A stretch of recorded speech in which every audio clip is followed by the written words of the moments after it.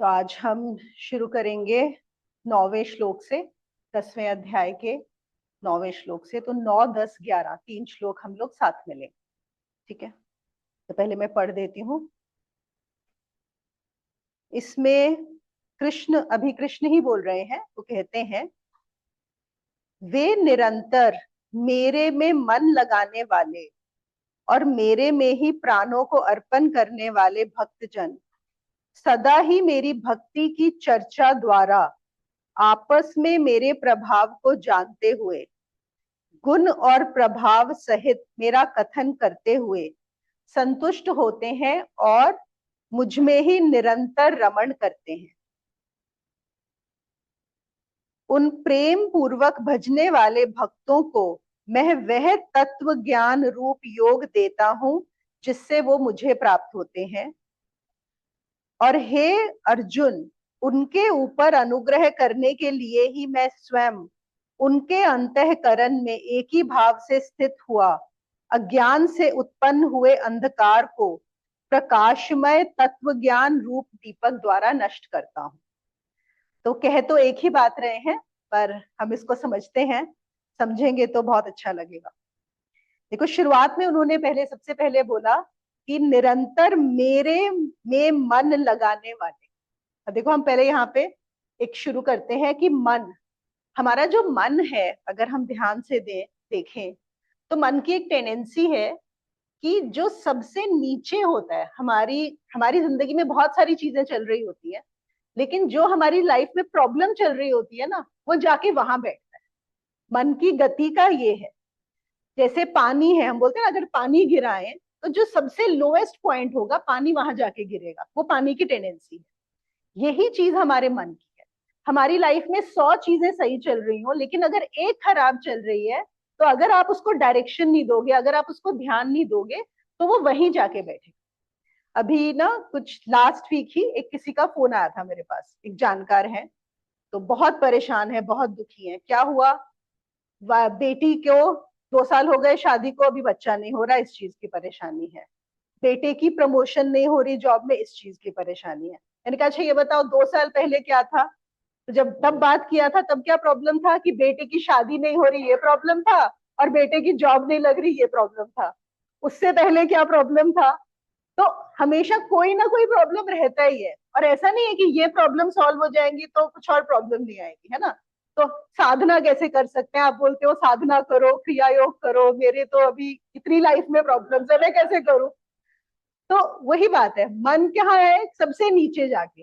ये बाकी सब कुछ ठीक है, आप फाइनेंशियली इतने साउंड हो, सब कुछ बढ़िया चल रहा है, बेटे की जॉब इतनी अच्छी है, बेटी सब कुछ सेटल्ड है, नहीं उस पर ध्यान नहीं है।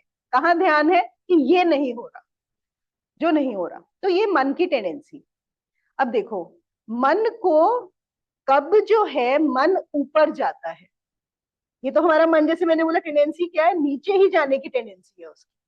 लेकिन कब होता है कि मन ऊपर जाता है? तीन चीजों में। देर आर 3 थिंग्स, ठीक है, इनको लिख लेते हैं।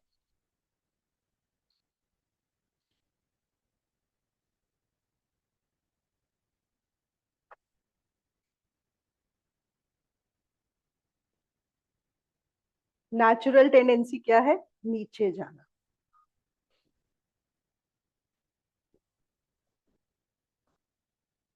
कब ऊपर जाता है? एक होता है जब आपको अपना स्वधर्म मिल जाता है। देखो, जब भी आप वो करते हो जो आपको बहुत पसंद होता है करना, जो आपका पैशन होता है, तब आपका ध्यान इन सब चीजों में नहीं चाहता कि मेरी लाइफ में क्या खराब चल रहा है। फिर आप उस पर फोकस्ड होते हो। कोई एथलीट है जो अपने स्पोर्ट्स की तरफ बहुत पैशनेट है, या कोई आर्टिस्ट है, या कोई साइंटिस्ट है, वो देखा है वो उसी में ही बिजी रहता है। तब टेंडेंसी क्या होती है? उन टेंडेंसीज में मन ऊपर जाने लगता है। ये है स्वधर्म। दूसरा क्या होता है? Any guesses? वो भी हम एक डायरेक्शन दे रहे हैं। मैं बात कर रही हूँ जब हमें नेचुरली मिलने लगता है, जैसे नेचुरली जा रहा है। अभी यहाँ पे ना सारे स्पिरिचुअल आंसर सोच रहे हैं। प्रेम। जब आपको किसी से प्यार हो जाता है ना, तब आप देखो क्यों लोग प्यार में होना चाहते हैं, why is love so important. क्योंकि आप देखो उस समय फिर लोग बोलते ना, अरे सब कुछ बड़ा अच्छा लगने लग गया है, सब कुछ बदल गया है। वो क्या होता है, आपका मन जो है वो जो नीचे जाके बैठता है, हमेशा नेगेटिव ढूंढता है, उस समय उसकी बजाय वो ऊपर जाने लगता है और उस पर्सन में जाने लगता है। और एक और बात समझो कि जब हमें किसी से प्यार होता है तो उससे प्यार नहीं होता, असल में वो एक प्रोजेक्शन होती है जिसकी वजह से मेरा मन अब ऊपर जा रहा है। तो मुझे अच्छा क्या लग रहा है कि मेरा मन ऊपर जा रहा है, समझ रहे हो, मेरा मन ऊपर है, मेरा मन अब फालतू की चीजों में नीचे की तरफ ध्यान नहीं जाता, ऊपर जाता है। तो ये नेचुरल होता है। लेकिन ये होता किसकी वजह से है, हॉर्मोन्स की वजह से, है ना। तो ये नेचर कर रहा है, तो इसीलिए होगा और उसके बाद फिर नीचे आएगा। लोग दुखी क्यों होते हैं जब ब्रेकअप्स होते हैं या कोई और प्रॉब्लम होती है, इसीलिए क्योंकि वही मन जो जो चीज जो एक इंसान ऑब्जेक्ट बना था ऊपर जाने के लिए, अब वही ऑब्जेक्ट बनता है नीचे जाने के, क्योंकि मन फिर नीचे जाना शुरू हो जाता है। ठीक है ना। और तीसरी चीज जो कृष्ण यहाँ पे बता रहे हैं, भक्ति। वो कहते हैं जो मन मुझ में लगा लेता है, 9th श्लोक का जो फर्स्ट वर्ड है, जो मन को मुझ में रखता है, वहां पे फिर ये यहाँ पे अब आपकी कैसे होगी, वही सारी जो हम बात कर रहे हैं क्रिया, स्पिरिचुअल प्रैक्टिसेस, उससे क्या होगा कि आपका मन जो है वो ऊपर जाने लगता है। अब जब हम प्रेम की बात करते हैं, एक और प्रेम का क्या होता है जो मेरा खुद का अनुभव रहा है। एक तो जैसे मैंने बोला कि प्रेम होता है आपको हार्मोनल उसकी वजह से जो प्रेम हो रहा है किसी से, और एक प्रेम हो जाता है आपको गुरु से, और वो प्रेम भी जो होता है वो भी बहुत ऊपर लेके जाता है। और मैंने एक बार अपने गुरु को पूछा भी था, मैंने कहा कि ये क्या है, मतलब क्या फर्क है दोनों में। प्रेम तो वही है ना, वैसा ही एक आपको हो रहा है किसी इंसान से और एक हो रहा है गुरु से, जो भी इंसान है। तो उन्होंने क्या बताया, उन्होंने बोला बहुत फर्क है दोनों। क्या फर्क है कि जब आपको इंसान से होता है, वो इंसान भी बंधा हुआ है, वो इंसान भी क्या है, एक लिमिटेड रूप में है। तो अगर आप उससे करोगे तो आप भी बंद होगे और एक दिन नीचे गिरना ही गिरना है, क्योंकि वो चीज जो ऊपर लेके जा रही है वो आपको नीचे लेके आएगी आएगी। लेकिन गुरु के साथ क्या होता है कि एक जगह आप उससे प्रेम कर रहे हो, लेकिन दूसरी तरफ वो जो गुरु है वो कहाँ है, वो खुला हुआ है, अनलिमिटेड है, ओपन स्पेस है। वहां पे जब होता है तो वो गुरु भी आपको पकड़ के उस ओपन स्पेस पे ले जाता है, तो आपकी वहां पे मुक्ति हो जाती है। तो हम इसमें ये भी, तो मेरे गुरु जो तरुण है वो तो हमेशा ये बोलते हैं कि जब कभी गुरु से अगर प्रेम हो जाए, और हम ये भी बोलते हैं, ये भी एक तरीका होता है जानने का कि कौन मेरा गुरु। सिर्फ यही नहीं कि उसकी बात सही लग रही है, सिर्फ यही नहीं, एक अंदर से एक अट्रैक्शन शुरू होता है, और वो मिल जाए तो मतलब हाईवे मिल गया, फिर प्रगति पक्की है, फॉर श्योर। वो भक्ति नहीं आ जाता, बिल्कुल वो प्रेम और भक्ति की चीज।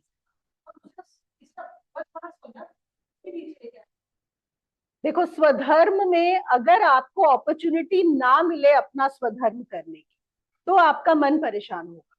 जैसे कुछ लोग होते हैं, सपोज आप किसी चीज के लिए प्रिपेयर कर रहे हो, कोई है इंडियन क्रिकेट टीम में लेना चाहता है या ओलंपिक्स, जहां पे स्वधर्म में आपने अगर एक गोल बना लिया, अगर आप सिर्फ स्वधर्म में रहते हो तब नीचे नहीं लाएगा। लेकिन स्वधर्म से अगर आपने एक गोल अटैच कर लिया, जैसे हम सुनते हैं ना किसी ने ओलंपिक्स के लिए ट्राई किया लेकिन नहीं हुआ, वो पूरा फिर उसके बाद डिप्रेशन में चले जाते, या कोई आर्मी में ज्वाइन करना चाहता था, बहुत पैशनेट था लेकिन नहीं हुआ, या फिर कोई किसी भी चीज में जाना चाहता था, अगर आपने एक स्वधर्म को एक गोल के साथ अटैच कर दिया तो नीचे आओगे। लेकिन अगर आप अपने स्वधर्म को स्वधर्म ही रखोगे कि मुझे ये करना अच्छा लगता है, रिजल्ट्स मिले या ना मिले इससे मुझे कुछ फर्क नहीं पड़ता, फिर वो नीचे नहीं लेके आए। तो इसीलिए हम स्वधर्म को क्यों बोलते हैं, हम ये बोलते हैं ना कि धर्म पे जाने का रास्ता भी स्वधर्म से होके जाता है। उसका क्या मतलब है, धर्म का क्या मतलब है कि मैं ऊपर जो है उसको जान पाऊं, स्वयं को जान पाऊं, मेरा जो रियल सेल्फ है वो कहाँ है, वो कहीं ऊपर है, मेरे ही अंदर है लेकिन ऊपर है। लेकिन मेरा जो ऑपरेशन हो रहा है, ऑपरेशन मतलब मेरा जो मैं ऑपरेट करता हूँ वो किससे करता हूँ, मन से करता हूँ। और मन बार बार क्या करता है, नीचे जाता है। तो नीचे जाने की बजाय कितना अच्छा है कि मन ऊपर जाने लगे, अपने आप ही ऊपर जाते। तो हम क्या बात करते हैं साधना में भी कि एनर्जीज को ऊपर लेके जाना है, नीचे नहीं लेके जाना, ठीक है ना। तो तो इसमें क्या होता है, एनर्जी नेचुरली आपके ऊपर जाने इस केस। तो वो कहते हैं निरंतर मेरे में मन लगाने वाला। फिर वो कहते हैं मेरी भक्ति की चर्चा करते हुए। देखो इसको हम दो तरीके से समझेंगे। एक क्या होता है कि जिस भी चीज के बारे में आप बहुत इंटरेस्टेड होते हो, पैशनेट होते हो, उसके बारे में आप बहुत चर्चा करते हो। हम वही बातें करते हैं ना जो हमें पसंद होता है, उसी की बात करते हैं। तो अब यहाँ पे क्या होगा, अगर आपको भक्ति में इंटरेस्ट है या आपको कृष्ण से प्रेम है या गुरु से है या किसी से भी है, तो आप क्या करोगे, उसी की बात करोगे, वही बात करते जा रहे। फिर क्या हो रहा है उसमें, फिर से मेन क्या हो रहा है, आपकी एनर्जी ऊपर जा रही है। That is the most important. अगर आप किसी को मिलते भी हो, एक कुछ लोग हैं जो मिलेंगे गॉसिप करेंगे इसके बारे में उसके बारे में, या शेयर मार्केट में क्या चल रहा है, पॉलिटिक्स में क्या चल रहा है, सोने का भाव क्या है, मतलब जनरली आप देखो लोगों की conversation around what is the topic around which they are having the conversation. So फिर से वो क्या कह रहे हैं, मेरी भक्ति की चर्चा करते हो और फिर मुझ में प्राणों को अर्पण करने वाले। अब प्राणों को कैसे अर्पण करें, है ना, वो कह रहे हैं कि मुझ में ही प्राणों को भी जो अर्पण करे। तो इसको हम एक और तरीके से समझ लेते हैं फिर से।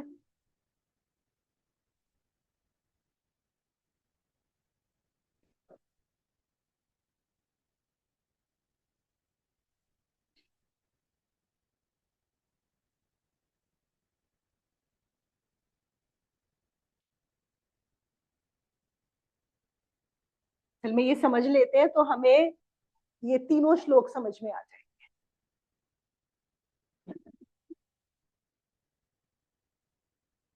आप सबको पता है कि हमारे 5 कोश होते हैं, सुना है 5 बॉडीज के बारे में? नहीं पता होगा तो अभी करते हैं। देखो हम सोचते हैं हमारी एक ये फिजिकल बॉडी है, लेकिन अगर हम अपने शास्त्रों में जाएं, जिन्होंने जाना उन्होंने 5 शरीर बताए।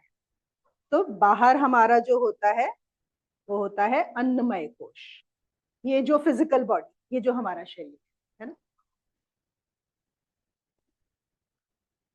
अन्नमय कोश। कोश मतलब बॉडी, लेयर, कुछ भी बोल सकते हैं, जो हमें पता पड़ रही है। इसके अंदर होती है प्राणमय कोश। प्राणमय क्या है, इसको इंग्लिश में हम लोग वैसे एथरिक बॉडी भी बोलते हैं। जो हमारा प्राण चल रहा है, जो सांस चल रही है ना, ब्रीदिंग जो हम कर रहे हैं। और इसमें भी 5 तरह के प्राण बताए गए हैं कि वही प्राण, एक प्राण वायु, अपान वायु, समान, उदान, व्यान, है ना। तो ये प्राणमय कोश इसके अंदर जो नेक्स्ट बॉडी है। फिर इसके अंदर होता है मनोमय कोश। विज्ञानमय होता है, actually it is not intellect, it is wisdom.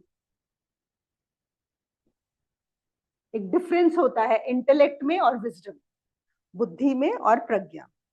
और इसके अंदर होता है आनंदमय।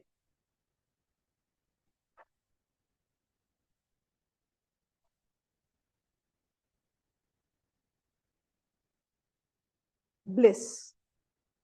तो हमारे ये 5 बॉडीज होती हैं, 5 कोश। असल में ये हमें साइंस में सिखाना चाहिए, ये हमें कभी बताया नहीं जाता बचपन में ये सब चीजें। हाँ बिल्कुल। तो ये सब चीजें हैं।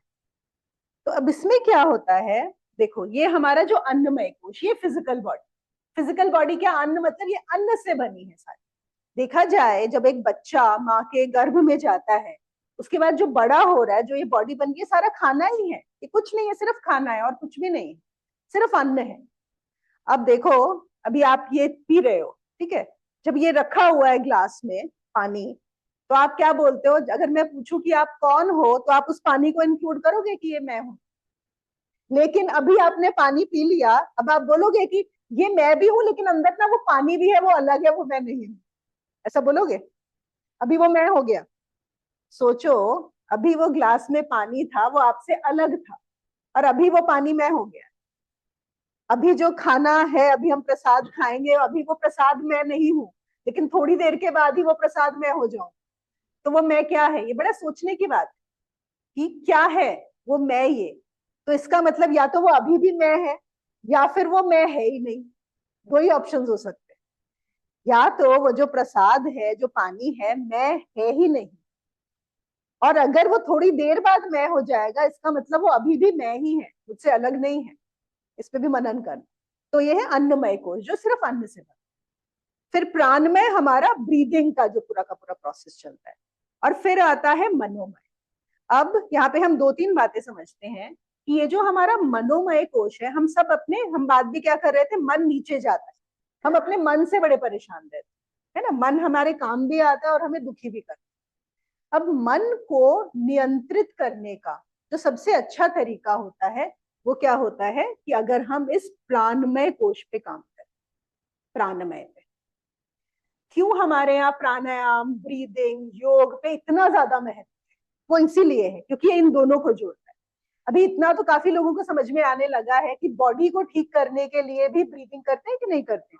रामदेव बाबा ने बहुत ज्यादा इतना चीज तो समझा ही दिए लोगों को, उनको पता लग गया है कि इवन जो फिजिकल इश्यूज हैं उनको सॉर्ट किया जा सकता है अगर आप ठीक से ब्रीदिंग करो। ठीक है, तो ये बीच में है, तो ये फिजिकल बॉडी पे भी अफेक्ट करता है और ये हमारे मन पे भी डायरेक्ट इम्पैक्ट। इसीलिए हम क्या बोलते हैं कि अगर आपको अपने माइंड को कंट्रोल करना है तो माइंड से नहीं हो सकता, माइंड को कंट्रोल आप ब्रीदिंग से कर सकते हो, प्राणमय कोश से कर सकते हो। अब देखो कृष्ण क्या बोल रहे हैं कि जो अपने प्राण मुझ में लगा, तो हम क्या कर सकते हैं, अभी तो हम प्राण तो नहीं लगा सकते, हम क्या कर सकते हैं, ये हमारा प्राणमय कोश है, तो हम इस पे काम कर सकते हैं। तो इसका एक हम ऐसा इंटरप्रिटेशन ले सकते हैं कि प्राणमय कोश में हमारी ये जो थर्ड आई होती है, ये प्राणमय कोश से भी है, ये फिजिकल बॉडी में भी है क्योंकि हमें फिजिकल बॉडी को इस्तेमाल करना ही पड़ेगा।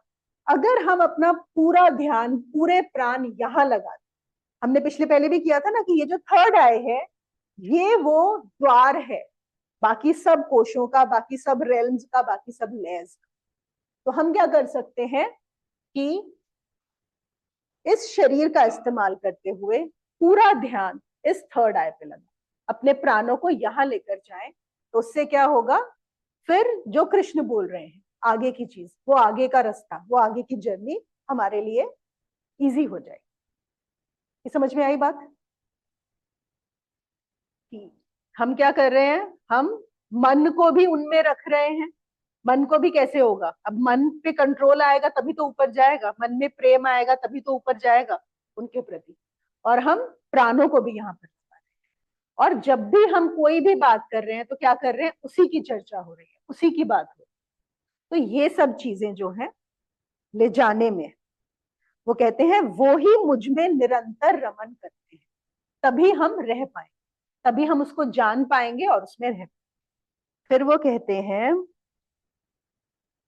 जो लोग मुझ में प्राण लगाते हैं, प्रेम पूर्वक भजते हैं, उनको मैं वो तत्व ज्ञान रूप योग देता हूं और उनकी बुद्धि को प्रकाशित करता हूं। अब देखो, अब हमने अन्नमय कोश की बात की, प्राणमय और मनोमय की। अब हमें एक और चीज समझनी होगी कि जो बुद्धि है, विज्ञानमय कोश भी खुलना है। देखो उसकी प्राप्ति कब होगी, असल में वो हम बोल सकते हैं आनंदमय, ये जो 5 कोशों के भी आगे है, और अभी हमारे तो, हम तो 3 कोशों में ही अटके हुए हैं। विज्ञानमय कोश भी बहुत कम लोगों का खुलता है। हमें लगता है कि जो बुद्धिमान है वो उनका विज्ञानमय कोश खुला हुआ है, ऐसा नहीं है, उनका भी नहीं खुलता है। यहाँ पे जो बुद्धि की बात हो रही है, बुद्धि का मतलब ये नहीं है कि आप इस संसार में कितने अच्छे से अपनी रोजी रोटी चला रहे हैं, वो बुद्धि नहीं है, मतलब वो वाली असली विज्ञानमय कोश नहीं है। वो बुद्धि, लॉजिक जो आपको जरूरत है, वो किस चीज के लिए जरूरत है, सिर्फ यहाँ के कार्य कर। लेकिन जो असली बुद्धि है वो कब खुलती है, जो असली प्रज्ञा है वो कब खुलती है, जब विज्ञानमय कोश खुलता है, और तब हमारा रूपांतरण, वहां से रूपांतरण शुरू होता है। और वो कैसे होगा, जब हमारे ये तीनों कोश अलाइंड हो जाए। ये तीनों होने के बाद, देखो बुद्धि को समझने के लिए ना एक चीज बताती हूँ। एक बार क्या हुआ, मुल्ला नसरुद्दीन जहां पर रहते थे, वहां के लोग उनसे बड़े परेशान हो गए, और उन्होंने जाके कुछ, उन्होंने बोला पता नहीं क्या बातें करते हैं, तो वहां का जो राजा था उसको जाके कंप्लेंट, उनको बोला कि हमारे इधर मोहल्ले में एक मुल्ला नसरुद्दीन रहता है और हम बड़े परेशान हैं, आप प्लीज उनका कुछ करो, पता नहीं क्या बातें करता है, हम काफी दुखी हो गए। तो राजा ने बोला अच्छा ठीक है, चलो उसको बुला कर लाओ। तो सैनिक पहुंचे कि चलिए। तो उसने बोला अच्छा ठीक है चलो। तो वो गधे पे जाते थे, तो उनका गधा बाहर बाहर खड़ा हुआ था, वो गधे पे जाके बैठ, जब बैठे तो उल्टे थे, उल्टे बैठ के। तो ऐसे ही पहुंच के अपना अपने घर से राजा के महल तक पहुंचे और उल्टे बैठे हुए हैं गधे पे। तो सारे लोग देख रहे हैं कि ये कैसे जा रहा है मुल्ला नसरुद्दीन उल्टा बैठा हुआ। जब वहां पहुंचे तो राजा को भी बताया गया कि ऐसे ऐसे आया और उल्टा बैठा हुआ है। तो राजा भी अपनी बालकनी से झांकने आया कि ये क्या है ऐसा। तो राजा को भी बहुत हैरानी हुई कि उल्टा कैसे बैठा हुआ।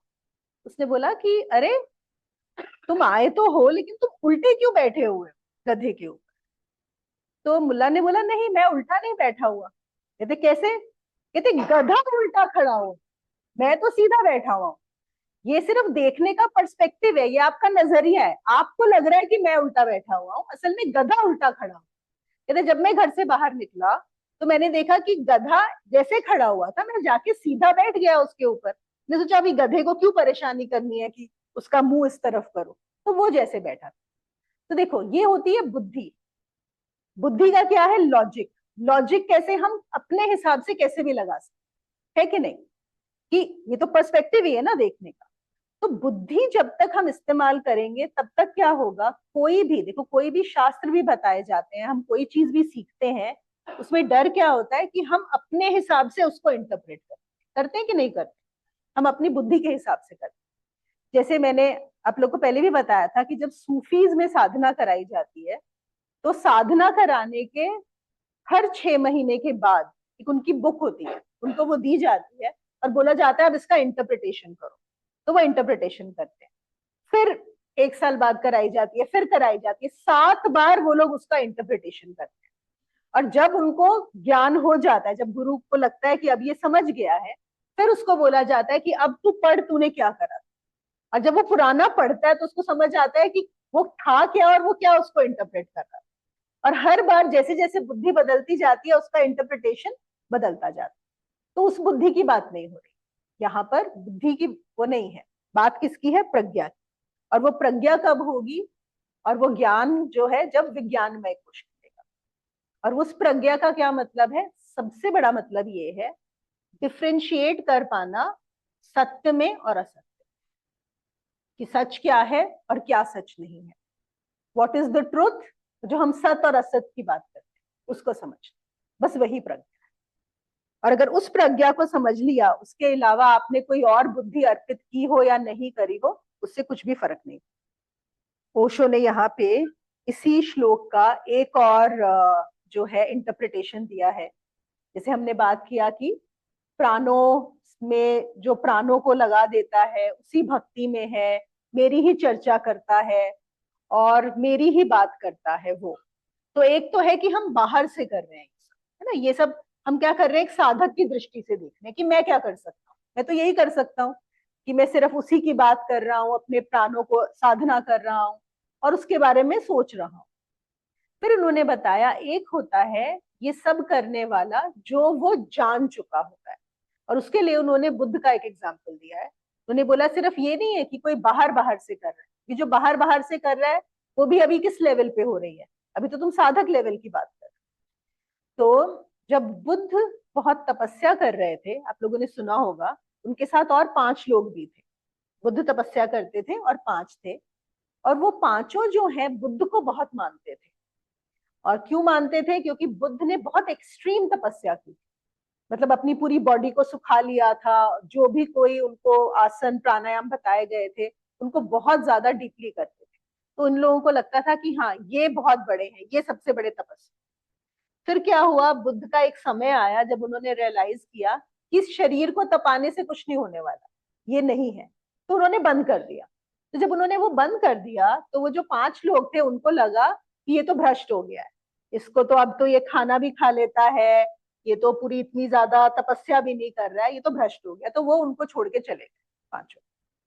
उसके बाद क्या हुआ, जब बुद्ध को ज्ञान हुआ और आप सबने सुना होगा कि जब बोध गया में ज्ञान हुआ था और उन्होंने जो अपना पहला जो सरमन दिया था वो सारनाथ में दिया था। तो बुद्ध को सबसे पहले तो यही था कि जो मैं बोलूंगा वो समझेगा कौन।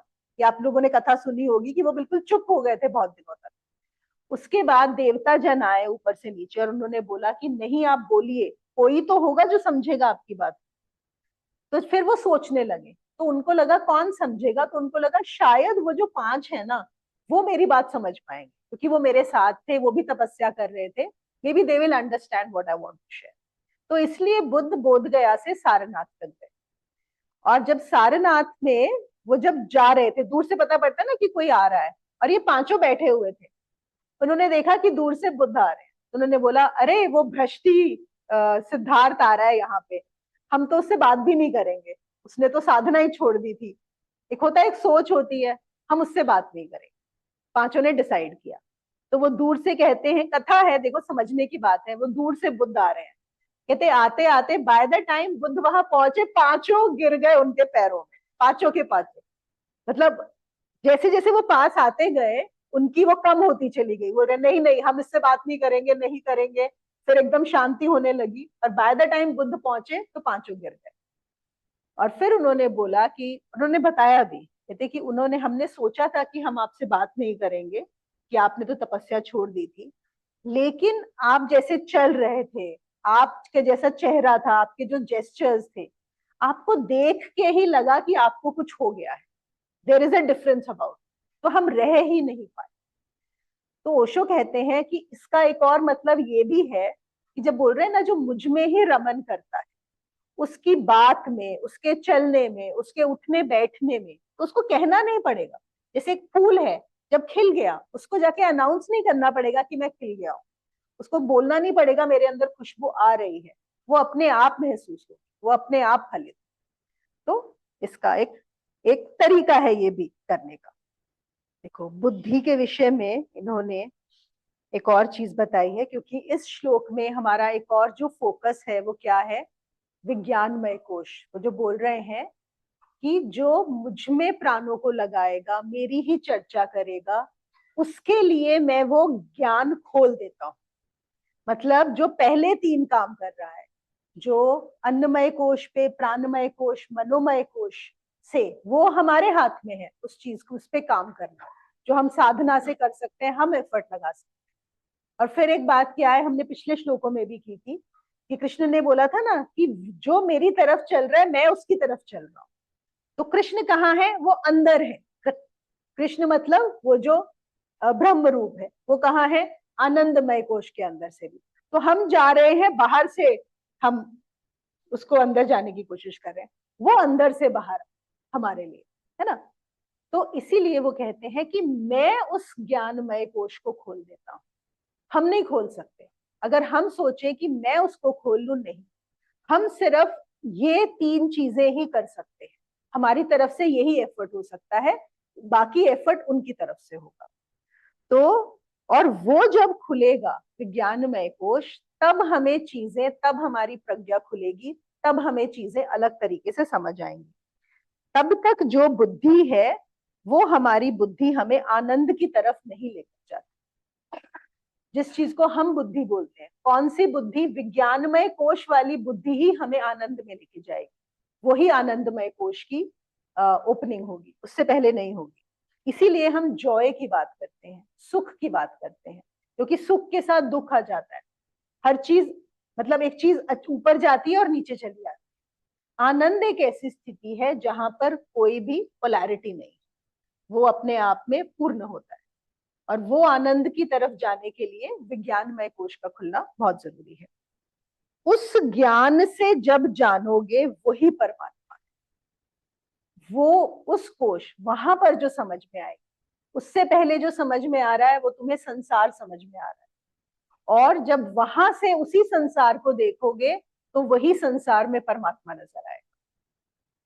देखो हम एक और तरीके से ऐसा बोलते हैं कि ये दो आंखें जब बाहर देख रही हैं तो क्या नजर आ रहा है, संसार, डिफरेंट ऑब्जेक्ट्स नजर आ रहे हैं, हर चीज। लेकिन जब हम इस आंख से देखते हैं, ये आंख जब खुल जाती है, इस आंख का खुलना और विज्ञानमय कोश का खुलना, वो भी एक ही। That is one and the same. तो जब इस आंख से देखते हैं तब हमें यही संसार नहीं नजर आता, यही परमात्मा नजर आता है, यही फर्क हो जाता है। फिर कहते हैं कि होता क्या है कि जैसे आप सपोज अंधेरे में जा रहे हैं, ठीक है, और रस्सी पड़ी हुई है, तो क्या लगेगा कि सांप है। ऐसा होता है कि नहीं? अंधेरे में आपको नजर नहीं आ रहा तो आप सोचोगे कि वहां पर सांप है। लेकिन अगर आप रोशनी में जा रहे हो, वहीं पे तुम रोशनी जलाओगे तो आपको क्या नजर आएगा कि रस्सी है। अब वो कहते हैं यहाँ पे सारे शास्त्रों में और बहुत सारे जो चर्चाएं होती हैं, स्पेशली फिलोसॉफिकल डिस्कशंस, उनमें क्या होता है, जैसे किसी ने देखा रोशनी में तो उसने देखा रस्सी, एक अंधेरे में गया उसने सोचा सांप है, तो एक ने आके खबर दी कि सांप है, दूसरे ने आके खबर दी कि रस्सी है। अब कोई पूछ रहा है बुद्ध से, अच्छा बताइए ये सांप और रस्सी में अभी क्या तालमेल है, इनके बीच में हमें बताओ। और फिर जो फिलोसोफर्स हैं, इंटेलेक्चुअल पीपल हैं, वो क्या कर रहे हैं, इन दोनों के बीच में रिलेशनशिप कायम करने की कोशिश कर रहे हैं, जिसके चक्कर में कॉन्वर्सेशंस चलती रहती हैं और कोई समझ नहीं पाता, जबकि है एक ही चीज। तो हम क्या बोल रहे हैं, अगर कोई पूछे परमात्मा और संसार में क्या तालमेल है, what is the relationship between this world and God, so what is the answer, when you are seeing it with your eyes closed, then what you are seeing is sansar. Sansar, eyes closed in the sense the inner eye is not open, इन आंखों से देख रहे हो तब तक संसार नजर आ रहा है, और जिस दिन वो खुल जाएगा उस दिन वही संसार नहीं नजर आएगा, वही परमात्मा नजर आएगा। लेकिन ये होना होगा, ये फिर से बात कहाँ आ गई, ये जानना होगा, मानने से नहीं। एक बार क्या हुआ, शिरडी साईं बाबा की आपने स्टोरी सुनी होगी, कि उनके पास बहुत सारे भक्त आते थे, और एक उनका भक्त था जो हमेशा दोपहर में बाबा के लिए खाना लेके आता। दोपहर का भोजन उसने लिया हुआ था कि बाबा को मैं जाके खाना दिया करूंगा, तो अपने घर में खाना बना के प्रेम से लेके जाता था। तो एक दिन गया बाबा के पास और जाकर बोला कि बाबा अब तो मुझे हर चीज में आप ही नजर आते, आपके अलावा तो और कुछ नजर ही नहीं आता।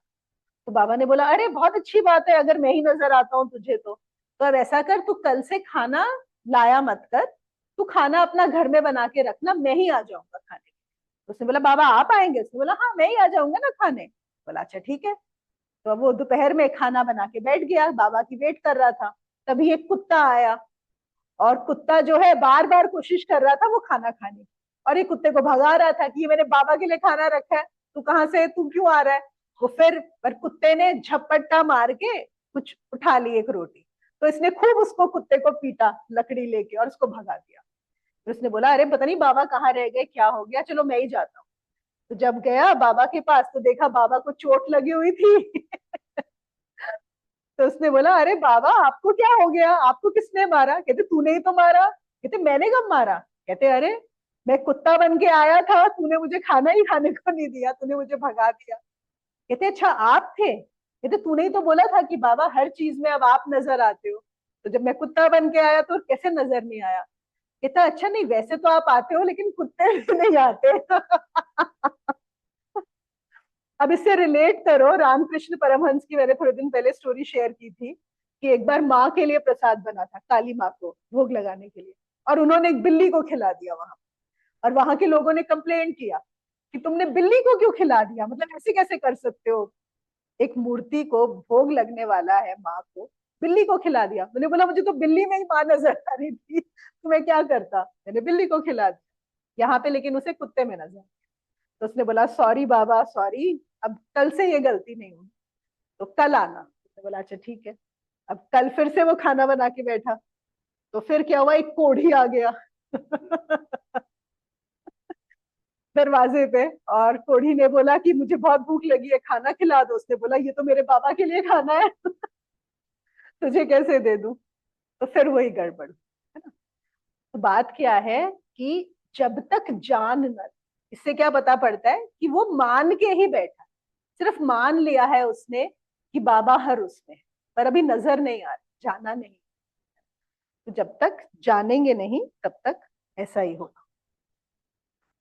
और जानने का तरीका वही है हमारे लिए, क्या है कि हम अपने प्राणमय मनोमय कोश पे थोड़ा सा नियंत्रण लाएं। वो किससे आएगा? साधना से ही आएगा। तो यहाँ पे एक चीज बहुत जरूरी है अध्यात्म में भी, वॉलंटरी, आपका खुद से होना चाहिए कि मैं यहाँ पर इस मार्ग पर चलना चाहता हूँ, तभी वो काम करता है। कुछ भी अगर हम फोर्सिबली करते हैं वो चीज नहीं चलती। आगे के 3 श्लोक लेते हैं, 12, 13, 14। अब बहुत दिनों के बाद आज हमारा अर्जुन बोलेगा। तो अर्जुन क्या बोल रहे हैं, वो कहते हैं, हे भगवान, आप परम ब्रह्म और परम धाम और परम पवित्र हैं, क्योंकि सब ऋषि जन, सनातन दिव्य पुरुष एवं देवों के भी आदि देव आपको अजन्मा और सर्वव्यापी कहते हैं।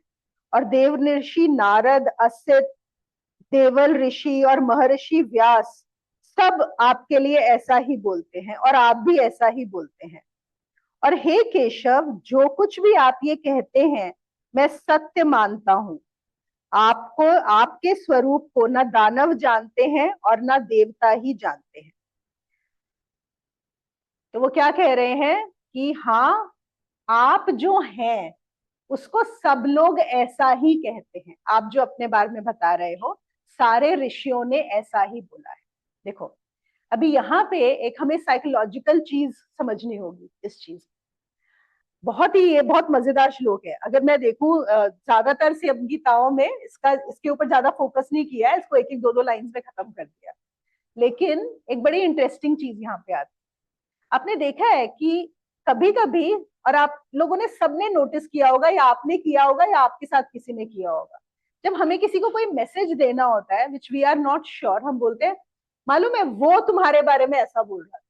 ऐसा करते हैं कि नहीं करते, कि वो आपके लिए ना ऐसा बोल रहा था। मैं नहीं बोल रहा, उन्होंने आपके बारे में ऐसा बोला था, किसी और का नाम लेके, या उनको ऐसा लगा।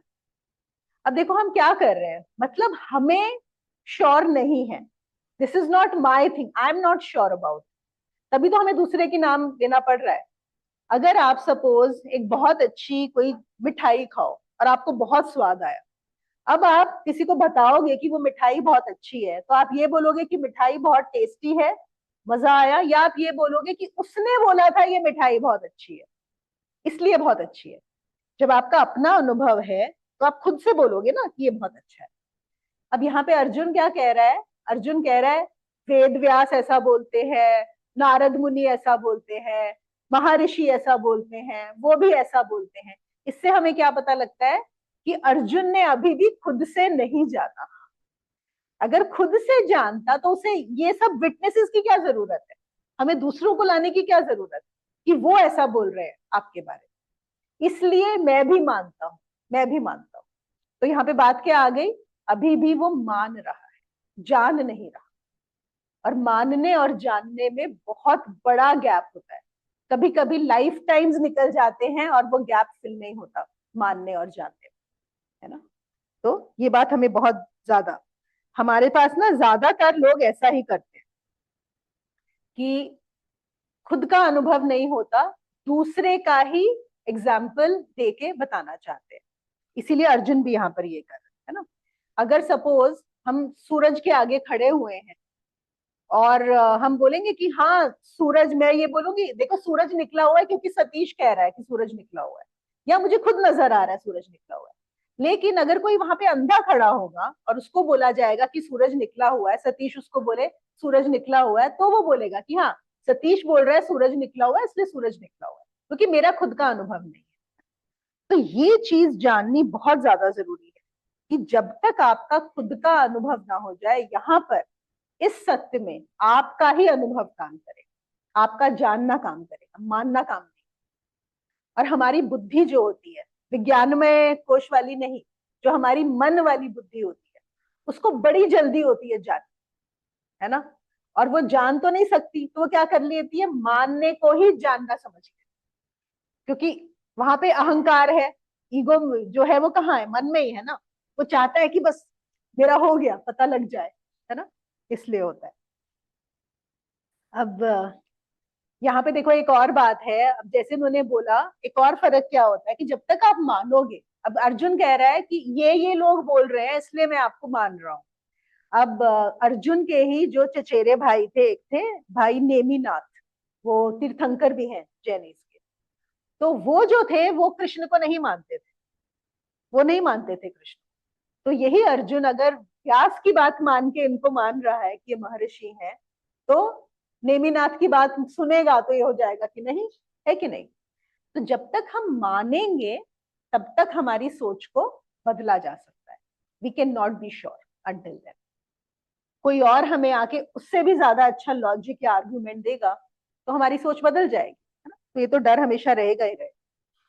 जब स्वामी विवेकानंद खोज रहे थे, और एक बार वो गए थे देवेंद्र नाथ जी के पास, जो रविंद्रनाथ जी के चाचा थे शायद, उनके पास पहुंचे थे।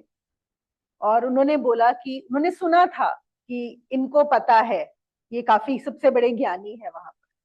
और जब उनके पास पहुंचे तो उन्होंने पूछा कि क्या भगवान है। और तब उन्होंने बोला कि अच्छा, आओ बैठो, हम चर्चा करेंगे, मैं तुम्हें जो है स्क्रिप्चर्स से, तो जो हमारे ग्रंथ है मैं उसमें से तुमको बताऊंगा कि भगवान है। तो विवेकानंद ने बोला नहीं, उसी समय निकल गए, क्योंकि उनको ये क्लियर हो गया कि इनको नहीं पता। अगर आपको अभी भी ग्रंथों की जरूरत पड़ेगी ये बताने के लिए, तो इसका मतलब आप नहीं जानते। विवेकानंद चले गए, और उसके बाद कुछ समय के बाद वो पहुंचे रामकृष्ण परमहंस के पास। और रामकृष्ण परमहंस जी का सत्संग चल रहा था, और विवेकानंद जो उस समय नरेंद्र थे वो बीच में घुसे, और थे भी यंग और एकदम काफी रिबेलियस टाइप थे। तो पहुंच के सत्संग के बीच में जाके रामकृष्ण परमहंस को बोलते हैं, आपने भगवान को देखा है। और रामकृष्ण परमहंस ने तभी उसका हाथ पकड़ लिया, कहते हैं कि हाथ पकड़ लिया, उन्होंने बोला तुझे देखना है। तो विवेकानंद ने लिखा है कि जितने स्ट्रांगली उन्होंने जब मेरा हाथ पकड़ा और बोला कि तुझे देखना है, तो मैं कप गया कि क्या मैं सचमुच में तैयार भी हूं देखने के लिए। तो कौन है जो इतने कॉन्फिडेंटली बोलेगा तुझे देखना है, क्या बता, तू तैयार है क्या। यहाँ पर किसी की विटनेसिंग की जरूरत नहीं है कि उन्होंने ऐसा बोला था, भगवान ऐसे होते हैं वैसे होते हैं, नहीं। तुम बताओ तुम देखने को तैयार हो। तो वो चीज, वो है असली चीज, है ना। नहीं कि हमने यहाँ सुना है वहां सुना है।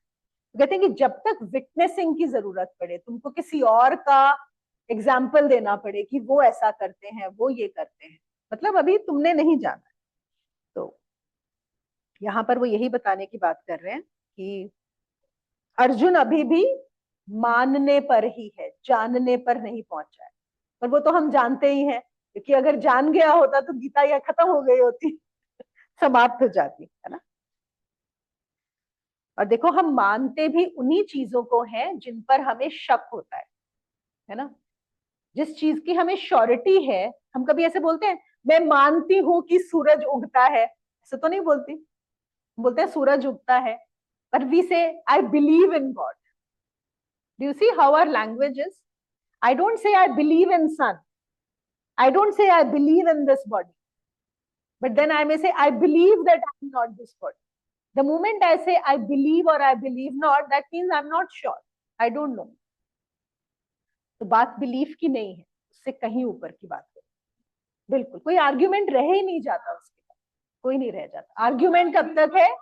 हाँ, अगर दो अंधे बात कर रहे हैं, एक बोल सकता है कि नहीं नहीं सूरज नहीं उगा है ना, वो कह रहा है क्योंकि अंधेरा है नहीं नजर आ रहा। दूसरा बोल सकता है नहीं, मुझे तो अंधेरा नजर आ रहा है, नहीं दिख रहा, लेकिन इतने लोगों ने बोला है कि सूरज उगा हुआ है तो सूरज उगा हुआ होगा।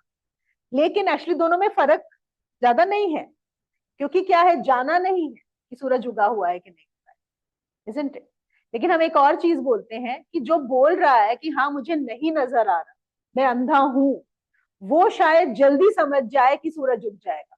लेकिन जो मान के बैठ गया है कि सूरज उगा हुआ है जबकि उसको नजर नहीं आ रहा, उसके लिए रास्ता ज्यादा लंबा हो जाएगा, उसके लिए मुश्किल हो जाएगा। जो नहीं जानता वो जल्दी जंप मारे। और ये जो आज हम यहीं पे समाप्त करेंगे चर्चा की, जो अर्जुन है वो सिर्फ मानते ही हैं, अभी भी मान रहा है, जाना नहीं है। और जो विटनेस की बात हो रही है ना, तो एक और यहाँ पे बहुत सुंदर कहानी बताई गई है। तो कहते हैं एक बार क्या हुआ, मुल्ला नसरुद्दीन तीर्थ यात्रा पे निकले, और साथ में एक मौलवी थे, उन्होंने बोला चलो मैं भी चलता हूँ। फिर एक कोई बहुत बड़ा योगी था, उसने बोला चलो मैं भी चलता हूँ, कि हम सब तुम्हारे साथ तीर्थ यात्रा पे चले। तो तीनों चल पड़े। तो जब जहां पर पहुंचे, पहुंचते पहुंचते शाम हो गई थी, तीनों को भूख लग रही थी। तो ये हुआ कि चलो बाजार में कुछ खा के आए। तो मौलवी ने बोला मेरी तो नमाज का वक्त हो गया है, तो मैं तो नमाज करूंगा। और योगी ने बोला मुझे अपनी साधना करनी है, तो मैं भी अभी नहीं जा सकता। तो उन्होंने बोला कि ऐसा करो मुल्ला, तुम ही खा लियो, तुम जाके बाजार से कुछ खाना ले आओ, सबके लिए, तीनों खा ले। तो मुल्ला जी गए और जाके बाजार से हलवा खरीद के ले आए। वापस आए तो खाने लगे बैठने के लिए। तो ये हुआ कि पहले कौन खाएगा। तो मुल्ला, ये जो मौलवी है, उन्होंने बोला पहले मैं खाऊंगा। उसने बोला क्यों, आप क्यों खाएंगे। उसने बोला कि मैं बहुत बड़ा मौलवी हूँ, मेरे गुरु ने बताया है कि मैं बहुत बड़ा मौलवी हूँ, इसलिए मैं खाऊंगा। तो योगी ने बोला तुम होगे बड़े मौलवी, लेकिन मैं बहुत बड़ा योगी हूँ, मुझे समाधि का भी अनुभव हो चुका है, तो पहले मैं खाऊंगा। मुल्ला ने बोला तुम दोनों होगे जो भी, लेकिन हलवा तो मैं खरीद के लाया हूँ, तो पहले मैं खाऊंगा। तो दोनों तीनों की लड़ाई होती रही। इतना करते करते रात हो गई। तो रात होने लगी, उन्होंने बोला कि अरे अब तो रात हो गई है, इतनी रात में खाना तो ठीक नहीं है, अब तो सुबह ही खाएंगे। तो फिर ये डिसाइड हुआ कि रात में जो सबसे अच्छा सपना देखेगा वो सुबह हलवा, वो पहले हलवा खाए, वो वाला। तो तीनों सो गए ये डिसाइड करके।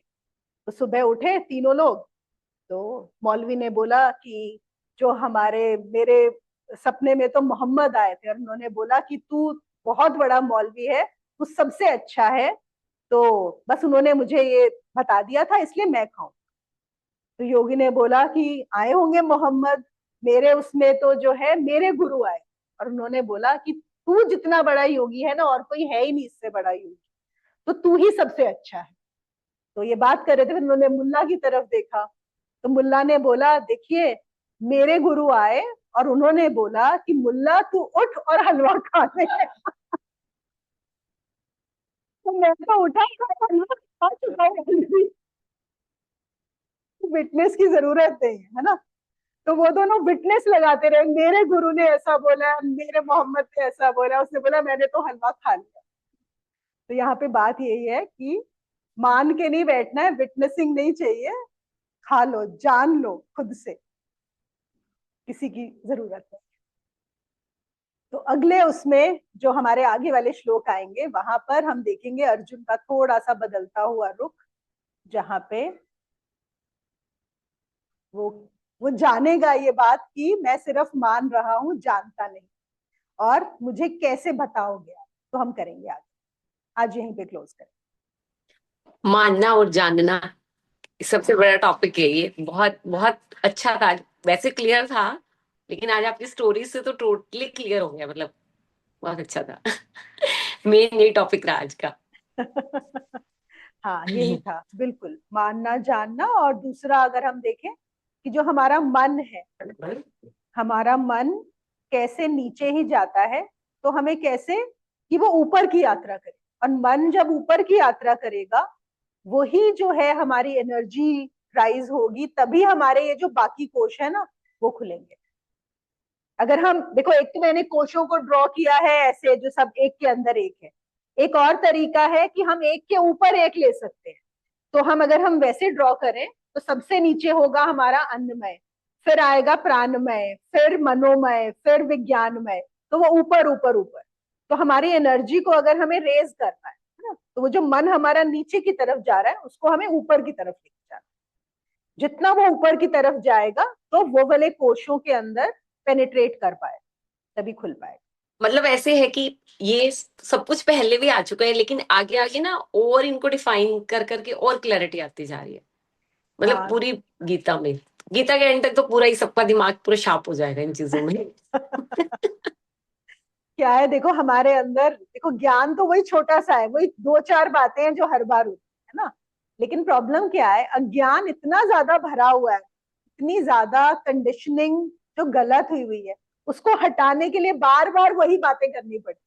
वही, बिल्कुल। वो कहते हैं ना, दीवार बहुत बड़ी होगी, पत्थर जो कचरा भरा हुआ है, लेकिन वो एक ही हथौड़ी जो है, बार बार वही हथौड़ी मारते रहना पड़ेगा उसको मानते हैं। हटाने के लिए। तो बस यही है। लेकिन मजा आता है, हर बार मजा ही आता है, हर बार अच्छा लगता है। पता है, जो इतने सालों से हमने माना हुआ है ना, उसको कहते हैं ना रीवायर करना अपने ब्रेन को, वो भी तो मुश्किल है ना। वो हम मानते ही आ रहे हैं, तो उसको कहते हैं जब तक जानेंगे नहीं तो समझ आएगा भी नहीं। बिल्कुल बिल्कुल।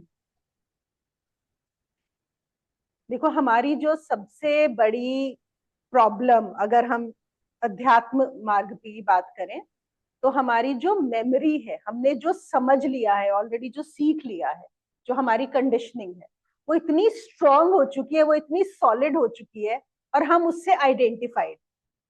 तो ये सारी साधना का, ये सारे जो भी हम सत्संग करते हैं, इनका एक ही पर्पस है कि आपकी उस कंडीशनिंग को, आपकी उस मेमोरी को वो तोड़ना शुरू करें, और कुछ नहीं है।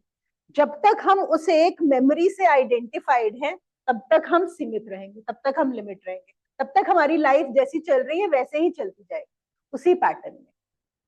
तो इसका क्या काम है कि इसको तोड़े, उसके बाद दोनों को छोड़ दिया जाता है। जो तोड़ा जाता है, जिससे एक बार हमने दीवार तोड़ दी, तो क्या हम हथौड़ी हाथ में रखते हैं? दीवार भी टूट गई और हथौड़ी भी फेंक दी। जैसे बोलते हैं ना कि एक कांटा जब चुभ जाता है, अंदर जाता है, तो उसको निकालने के लिए दूसरा कांटा लगता है, लेकिन कांटा निकालने के बाद दोनों को छोड़ दिया जाता है। तो ऐसे ही ये सारा ज्ञान का काम क्या है? सिर्फ आपको डीकंडीशन कर, बस। और उसके बाद इस ज्ञान को भी, एक बार डीकंडीशन हो गए तो जो पुराना था उसको भी छोड़ दिया जाता है, और नए को भी छोड़ दिया जाता है, दोनों छूट जाते मोनिदीप, पर कुछ जानने के लिए पहले मानना पड़ेगा, एनी प्रोसेस या कुछ, तो इसको कैसे समझे? मुझे थोड़ा सा कंफ्यूजन हो रहा है।